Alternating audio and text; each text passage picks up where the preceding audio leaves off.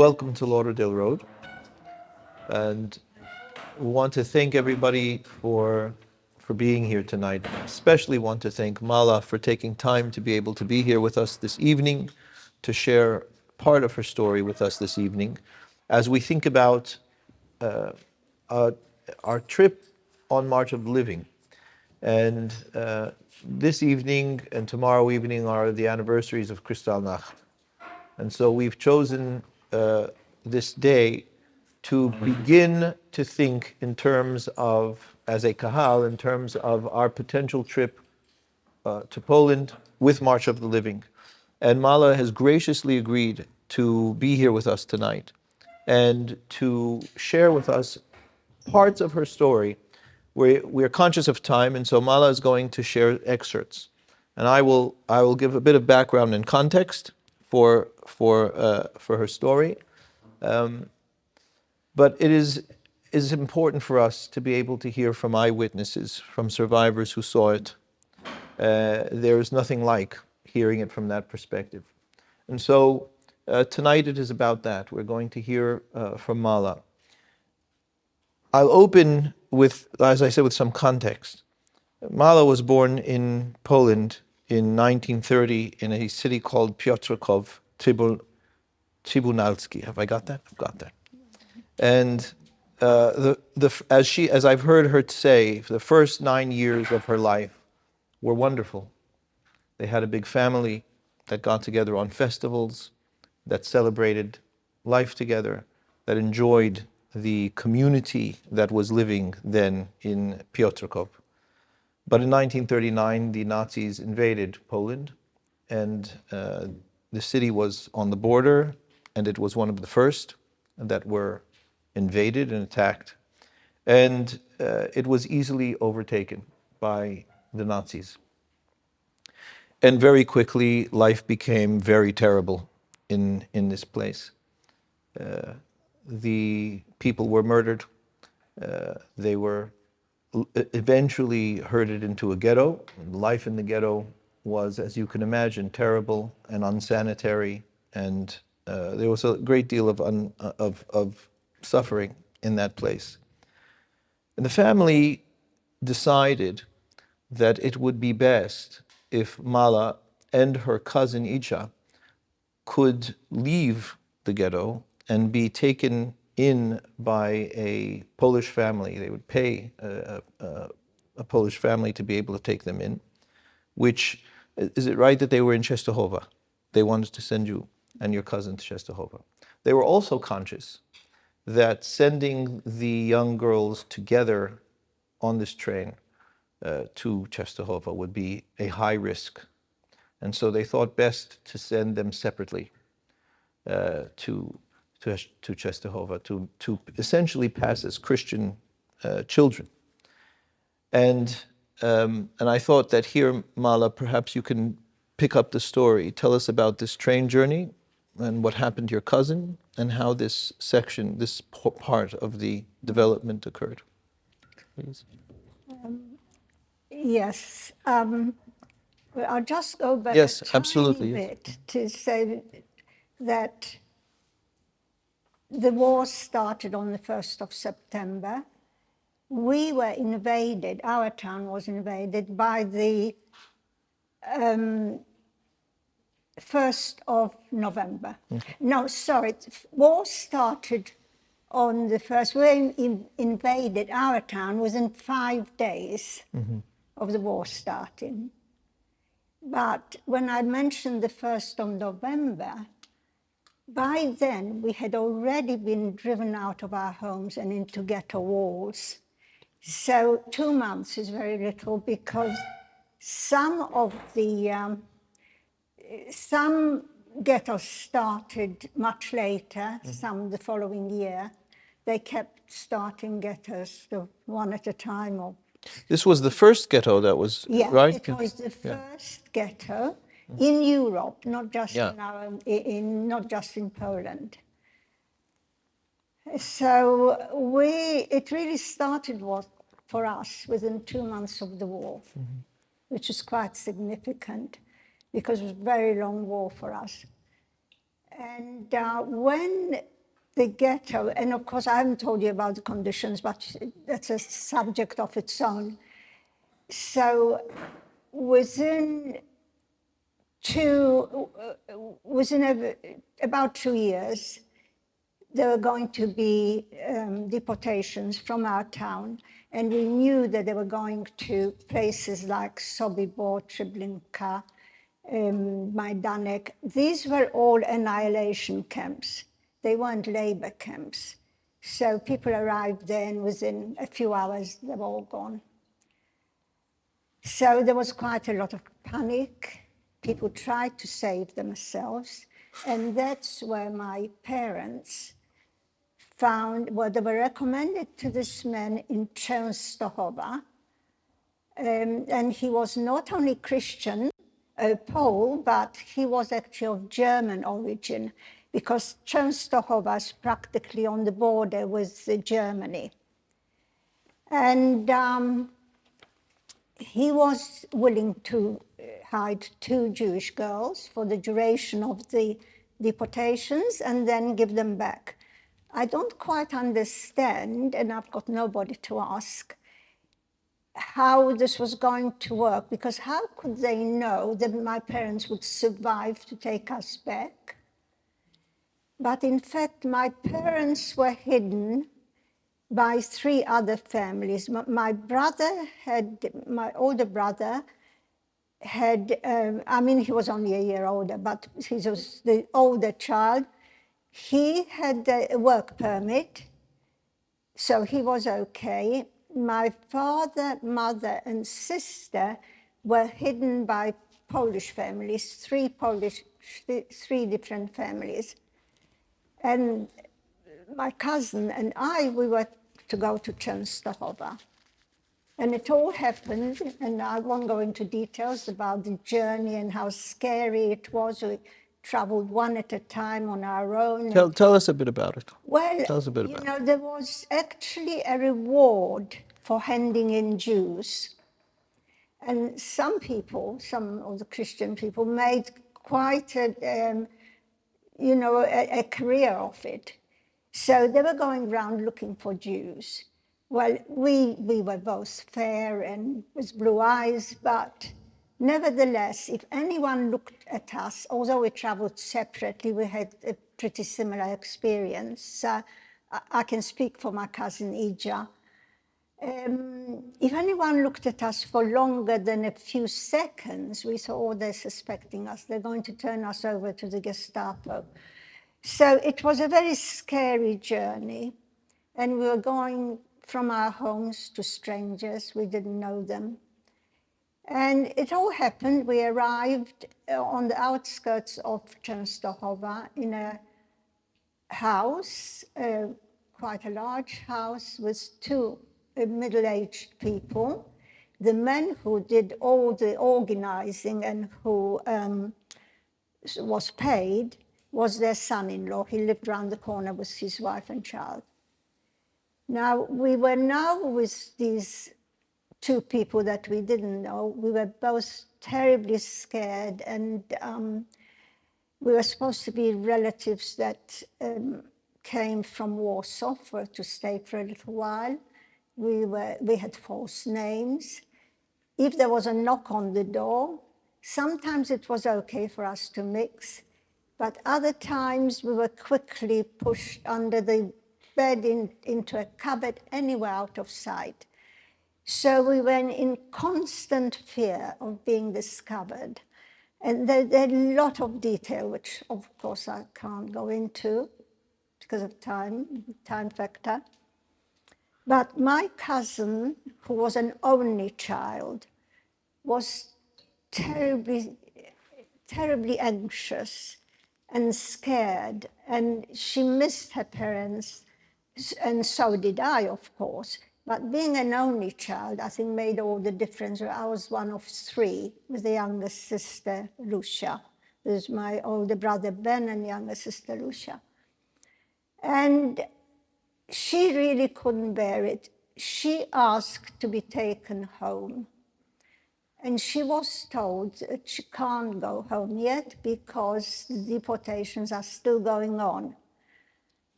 And she said that her parents had very good friends in Piotrków who are hiding their valuables, and they'll take her in.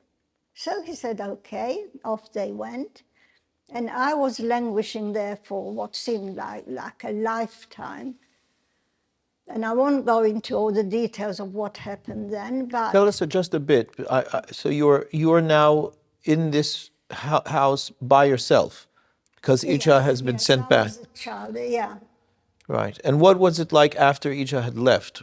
What was? I was very lonely and very scared, and it was sort of different. And how old were you at this time? How old?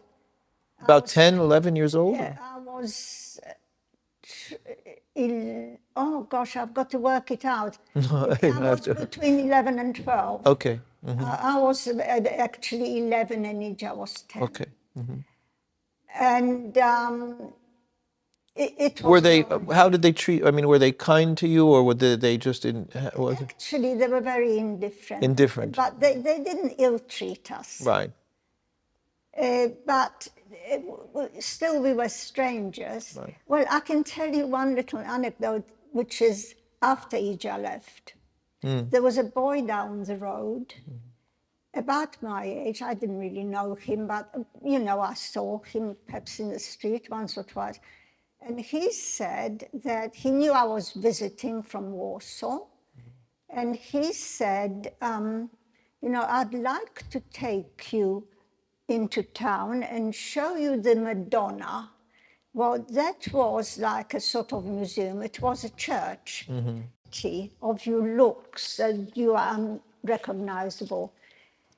And one of the effects it has is to make you lose hope. And without hope, there's no survival. And this showed itself very quickly, because my aunt, Frania Klein, died soon after arrival. My best friend, Pema Blachman, died soon after that. And I want to point out to you that these days, when I talk about anybody killed in the Shoah, whose name I know, I always use it because, well, there's so many nameless victims. We don't know. Most people never knew them. But, the importance of actually attaching a name to a person when you know it is really quite vital for me anyway. Well, nothing much happened to us, well, children in Ravensbrück. I know that I had two aunts, one died, the other one survived, and she did go out to work. But I didn't work in Ravensbrück, and in fact, at the moment, there is someone they found from Ravensbrück, one of the German officers who served there. And there's going to be a case, but I don't think it's going to be. I've been approached already from 3 sides to be a witness, but I think it'll be in the form of a testimony rather than a court case. And they'll deal with it wherever that may be, I think in Germany. So I didn't work. But my aunt, who worked in the fields, she brought me back a carrot one day, which was wonderful. Food was very short, our rations were very meager, and we weren't there very long, about 2.5 weeks, a month, 2.5 months, and then they got us onto the train again to travel further. And you ended up, and that was... ended up in Bergen-Belsen. And I suppose that most people in this country know about Bergen-Belsen, although you're so many generations away from that period by now, that I suppose people, I'm always interested, when I speak to schools, I say, well, have you heard of Bergen-Belsen? And of course they haven't. And I said, I'm only asking because it is the British soldiers who liberated us. And that is so special. All the people who are liberated by the British are full of praise for them because they were really wonderful. And I think if only for that, all the school children should know about it. But they've only started teaching the Holocaust comparatively recently. So there were generations without knowledge or anything about the Holocaust. And in fact, there was one school I had been going to for 10 years running. It's near Bournemouth, in Lymington. And one day the teacher asked me, the one in charge, he was really organizing it well, and he said he had a whole day of activities, and they did a lot of wonderful work, the children, that is, in the way of writing and composing and all sorts of things, all to do with the Holocaust. And one day he asked me, he said, these children who get very interested in what they've learned and what they were doing, they go home very inspired and they want to talk to someone about it. And so they talk to their parents who know nothing about the Holocaust. And he said to me, would you be willing to speak to the parents as well? So I said yes, but speaking twice in one day is really a bit much for me. He said, no, I wouldn't expect you to do that. You stay overnight and you speak to the parents on arrival in the evening, and next day, as usual, when you normally come. And that's what happened. Wow. So the education in that particular school is really quite amazing. Would you tell us perhaps a bit about the liberation then from Bergen-Belsen? Well,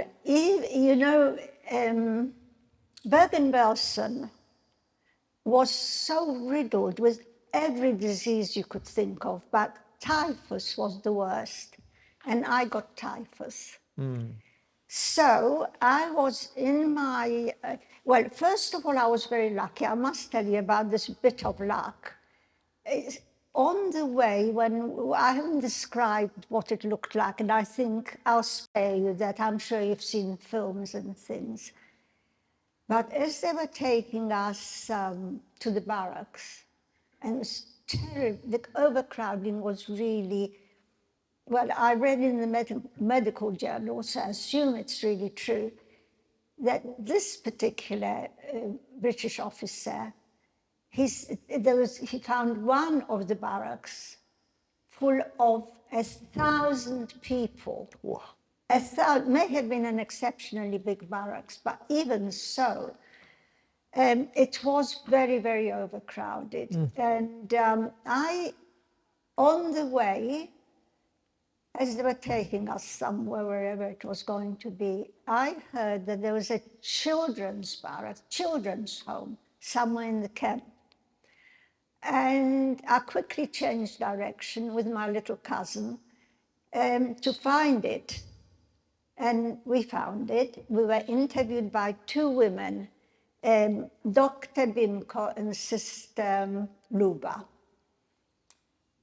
And they asked us a lot of questions, and in the end, one of them turned to me and said, well, we are also very overcrowded, but in any case, you, she pointed to me, are too old. I was then 14. So I said, okay, I understand. Will you take my cousin? And they said, oh yes, we're going to take her anyway. But there was no way Anne would go anywhere without me. She was so attached to me. She was so scared of losing me So she certainly wouldn't agree to anything like that. So in the end, they relented, and one said to the other, well, you know, we've just taken all these Russian girls, and those Russian girls came in, you know, well-fed, and we had already had 5.5 years, and we were absolutely emaciated. But one said to the other, well, we'll manage these 2 little Jewish girls. And that was a real bit of luck, because there's no way we would have survived, you know, on the main camp. And incidentally, Anne Frank was there at that time. She came, not in this children's home, because she's a bit older. But we came there in February. Anne Frank died in March, and we were liberated in April. So that's more or less it in a nutshell. But I have missed out something that really saved my life, that without which I wouldn't be here. When the ghetto was being completely liquidated, and there were only going to be 2 very large places of employment, a factory, the plywood producing one where I worked, and another one at glass works.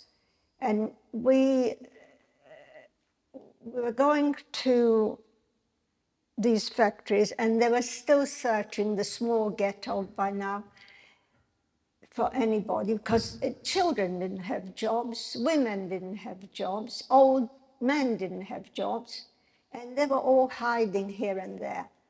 But when they were going to vacate the ghetto completely, there were still a few people hiding, and they searched and searched, got us outside, and I was among them with my little cousin. We were standing in a column, and I was towards the end of the column, and in the front there were lorries coming and taking people away, and the column was slowly moving forward. And I won't describe what it was like, the chaos and the crying and the children and everything else. But I looked to my right and I saw a German officer. He was obviously in charge, but he wasn't doing anything. There were lots of soldiers and with their guns at the ready, and Jewish police, and there was a bit of a commotion, but I don't know what gave me the idea. When I saw him, I went up to him. And I said that I had been separated from my father and brother. They're inside the ghetto, because the ghetto was sort of almost finished. There was one, next time they left was going to be for good, and they had accommodation in that plywood factory. So he looked at me. He looked surprised, and he slightly amused. But he actually called over a Jewish policeman and said, take her back inside the ghetto. And as we were going past my cousin, I said, just a minute, I've got to get my cousin. And he said, you can't, because she hasn't had permission. And I said, but I can't. Anyway, I argued and argued with him. And I want you to think about it, because the Holocaust was full of such dilemmas. The dilemma was that, what do I do? Leave my cousin and go back to my father? It was very tempting. And I argued and argued with him, and in the end, he actually said, oh, quickly take her and go inside the ghetto. And I know where I would have ended up, if he hadn't let me go back. Wow. Because there's actually, I have a PowerPoint, and I've got all these pictures on it. There's a memorial in my hometown in, 'for the 1,000 people who the victims of the forest killing, and also the children. And I didn't know until recently, they are the children that were with us in that column. There were 36 of them, and then now they have a memorial in that same forest. Thank you. I can't thank you enough for being here with us tonight, for sharing that with us tonight. I know that you do it often. It can't ever be easy, and we're very greatly honored that you're with us tonight. Thank you. Tonight is also about March of the Living, and I'd like to ask you, Mala. You know, you're always there. You go every year. Can you share with us why you are committed to being there and what it means for you? Yes, I have. I just feel so deeply about it that it's difficult for me to tell you what I really feel. I think that the March of the Living is doing an amazing job. Always a lot of young people. And special attention is paid to them because they are our future. And the education is just amazing because you don't just talk about it in a classroom and see pictures. You see the actual place where it happened. And I always go to everything. I'm very conscious of the importance of it. But I have to admit to you, most people don't know because I haven't been talking, I haven't said it, but I have now just withdrawn from going to the actual graves in the forests. I used to go, and I come out of the bus and I hang around, but I can't bear to go and look at that. But other than that, I take it really very seriously and do everything I can. And I'm usually with the young people. I somehow relate to them, and they get the most amazing Holocaust education that one could, really. Thank you. That resonates, you know, what you said about you can have education and learn about it, but actually being there and seeing it is it's really incomparable. It's difficult to put into words how it is. And you know, Margalit and I, we went this last trip, and Margalit and I have different experience in Holocaust education. I grew up in Los Angeles, but we constantly had Holocaust education happening in my school, and right next to my high school, actually it was the same building as my high school, was the Wiesenthal Center. So we were constantly immersed. But like you say, nothing is like actually being there and seeing it. Can I share about, so Margalit, raised in quite Haredi circles, had never been to a Holocaust museum and had very little Holocaust education. Unfortunately, this was her first exposure, being there at Auschwitz in Poland, seeing these mass graves and so on. And we came back from that really feeling that, well, there were two things. I'd like to share one more aspect of it. You know, when visiting Auschwitz, there's a room in where there are these massive books with all the names that they could print. You know, so a room full of these massive, massive books that you look for. And I was asked to say Kaddish, but I say Kaddish as a Jewish person, watching people look through these pages, finding family members. I'm a Syrian Jew. I didn't have family members. I'm not. And it was very important for me that every Jew see this directly in what capacity we can. And when I say to you, Mala, that we are honored that you're here, I'm not just being cordial. This is the most precious testimony.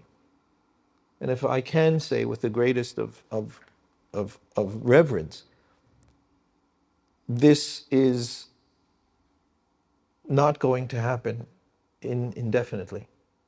You are now witnesses because you've heard her, and you've heard it firsthand. And there will come a time in which people will not be able to hear it firsthand. So this is precious, and we are honored, and we thank you. We need to go. And believe very strongly, Margaline and I both left there feeling very strongly that we need to go. And it is important for that our kahal go. Yeah, when I say, and what I say about the Sephardim is true, there were Sephardim. Margalit's father is from Thessaloniki, from Salonika. Can I tell the story? Her grandfather's family left Salonika in the late 1800s, moved to Israel. And the family wasn't happy there. They didn't like it. And they decided, we're moving back to Salonika. And all of them did move back except for her grandfather. Her grandfather was 18 years old. He said, I'm staying in Israel. And they, unfortunately, the family perished. And he was the only surviving member of the family. And so that's why you're sitting here. But there, of course, were Sfaradim that were connected and that were affected, but a great many have a step removed. And it's our responsibility to see this, to experience it, and to be part of it. It's our people. And it's happened to all of us. And it is essential that we do. So we felt very strongly about it. That's why, we're doing this tonight, and why it is that we hope to be able to do that. And we're going to open for questions. And Mala said that she's okay with any question that you wish to ask. And we're going to have about 10 minutes for questions. And then I'm going to ask Cassie, our own Cassie Ozer, to give us a bit of an insight and understanding of what March of the Living would be. What would the trip be, and what we can expect with that. So I open the floor to questions if anybody has. Yeah. Did your brother and your father survive? Did your brother and your father survive? Not my father, but my brother did. Oh, my brother survived. And he's actually quite well known in the community because he's distinguished himself in many ways. And he represented Great Britain at the Olympics. And We didn't mention that your maiden name is Helfgott.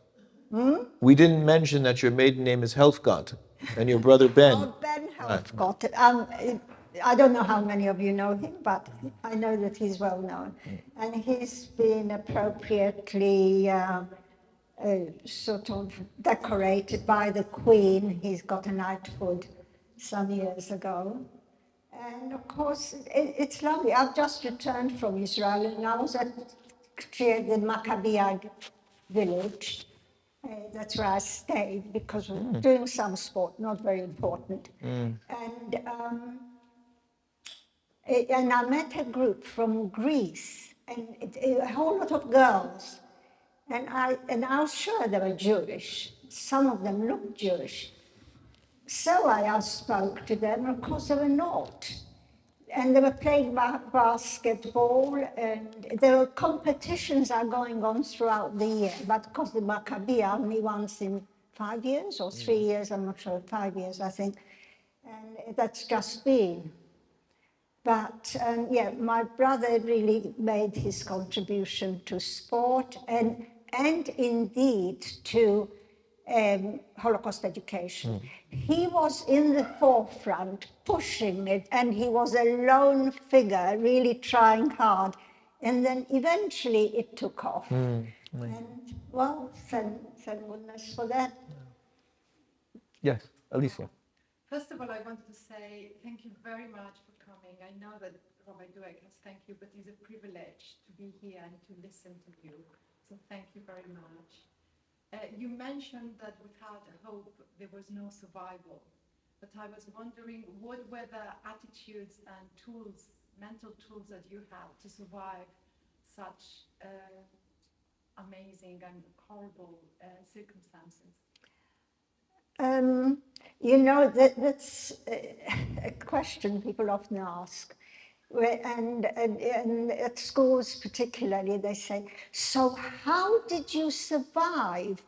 And I thought, well, I don't want to say to them, well, I've just told you my story. You decide, you tell me. But, well, I was just lucky. And people say, of course, how did you keep your hope? Well, I wasn't aware of keeping my hope. I just don't know, but I was lucky. I haven't told you all the bits of luck. Only the biggest of it was this officer, the German officer. But I was lucky in so many ways. And I mean, how is it that I was there with my cousin, something happened to my cousin, and I'll never know what. And I came back. I really don't know. I don't know the answer myself. Thank you. Yes. I'd like to take you back to the beginning of the story you told us today, and when you went to live with a family of strangers, and I wondered whether they were unusual people. Was it very difficult to locate such individuals? You referred to others as well who stayed, and this sounds the opposite to the usual narrative, which is that the local population supported the Germans, the Nazis. Well, they were not really unusual. They were doing it for money. First of all, I don't know how much my father paid, but I should imagine it was more than, because this man was sort of German, half German, so we were going to be even safer with him. So I'm sure they charged plenty. It's a shame, but I mean, parents in those days didn't share anything like that with children. So I never found out. I had a chance when my aunt was alive. She would have known, obviously. I never asked her. So there were a few who were genuinely good and helped. But my story, they didn't do it from the goodness of their heart. It was good money for them, easily earned. Any other question? Yeah. What was the reason you came back? Why did that end, the hiding? Came back where? To the ghetto. After you were being Yeah. held by the family, Yeah. why did you come back to the ghetto? Well, I couldn't have stayed with the family because that wasn't the arrangement. And there were people who actually stayed throughout the war with certain families. And well, they had different arrangements, and the families probably, maybe they took some money, but these would have wanted money paid all throughout. And who would have paid it if something happened to my parents, which it did? So there were very awkward problems and conditions, and every story is different because. But what you needed most was luck, really. Yes.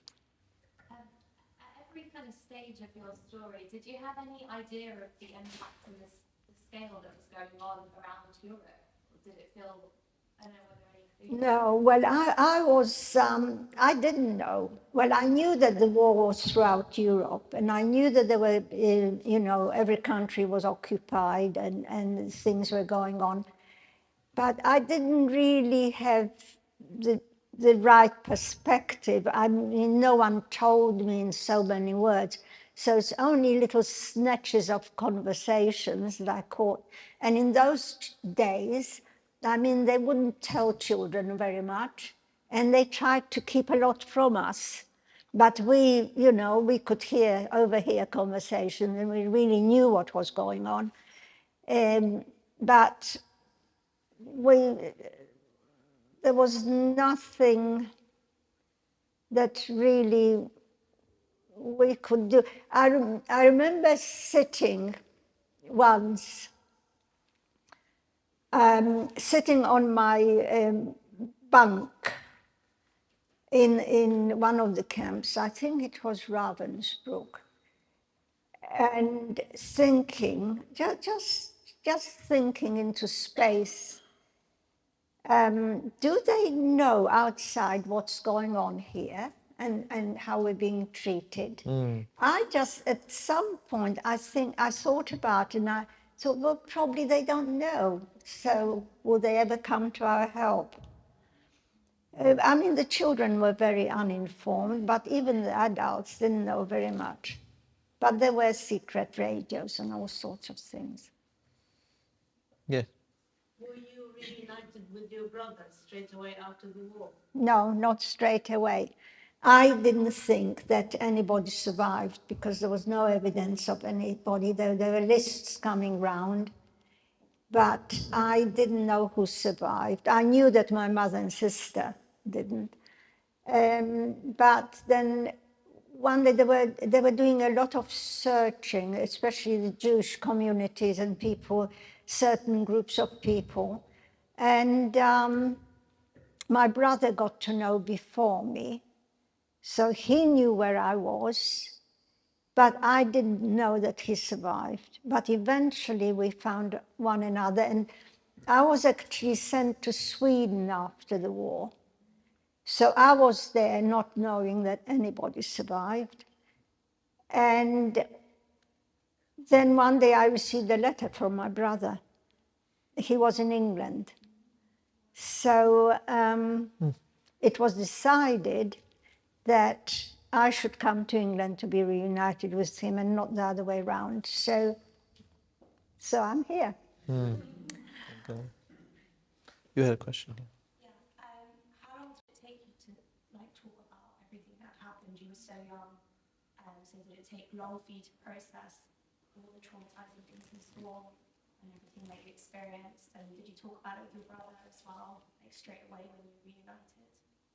I didn't quite catch it all, but She was asking, how long did it take for you to be able to speak about the experience? Did you speak about it with your brother when you met him? Did it, what did, and I'm often asked, well, when did you tell your children? When I exchanged a little bit of information with my brother, we sort of talked about it for a bit just to sort of catch up on what family there is left and who else survived, because we found the one cousin who was actually in Russia, and he eventually came back. But we really didn't know, we didn't talk, actually, people often ask me, well, when did you start talking about it? I mean, not in public, but at all. And we talked a little bit about us among ourselves, but not an awful lot. And it was not a subject for discussion at the time, but looking back, I can really see the picture. Because, they say in the Bible, I know very little about the Bible, but I know that they say there's a time for everything. And there's a time to speak, and there's a time to be quiet, silent. So that wasn't the time to speak. And I can see it very clearly now. I mean, say, as I came to England, and this is where my post-war life really started. I mean, it started already in Sweden, but it continued here. And sometimes I thought, oh, people are not really interested. People are not asking. But now I can say with confidence that that really wasn't the right time, because people here were also going through the war. They lost family, the breadwinners, the children in the, in the forces. There was bombing, people were killed. After the war, everybody had a problem. Sort of picking up again, picking up the pieces and making a life after the war. So it wasn't only the survivors. And well, the time came, it took a long time, but it's here now and everybody wants to know about it. And that is from all sources, not just Jewish people. There's great interest in the Holocaust, and particularly people who are studying in order to teach it, and most of them not Jewish. So it sort of took its own course, which was natural. Thank you. I'm gonna give it over to Cassie now, and I think if people want, as long as you're okay afterwards, perhaps people can have a few minutes and answer. We had mentioned that maybe Malo is all right to stay for a bit to hear. Yeah, right. All right. I'm not in a hurry. No. Okay. Well then, take advantage of the time. Yeah. Right.